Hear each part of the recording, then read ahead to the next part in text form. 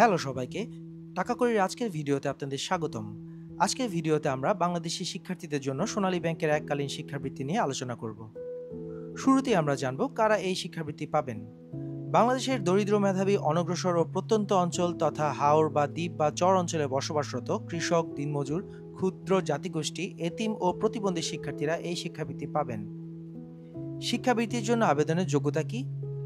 2024 সালে এসএসসি বা সমমান পরীক্ষায় উত্তীর্ণ হয়ে বর্তমানে এইচএসসি বা সমমান পর্যায়ে অধ্যয়নরত শিক্ষার্থীরা, 2024 সালে এইচএসসি বা সমমান পরীক্ষায় উত্তীর্ণ হয়ে বর্তমানে স্নাতক বা সমমান পর্যায়ে অধ্যয়নরত শিক্ষার্থীরা, শুধুমাত্র দরিদ্র বা এতিম বা প্রতিবন্ধী শিক্ষার্থী বা অসচ্ছল মুক্তিযোদ্ধার পুত্রকন্যা যাদের মা বাবা বা অভিভাবকের মাসিক আয় সর্বোচ্চ 15,000 টাকার বেশি নয়।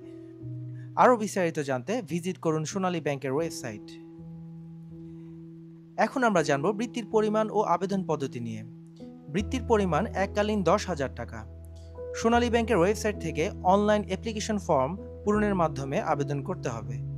আবেদনের শেষ তারিখ 10 অক্টোবর 2025।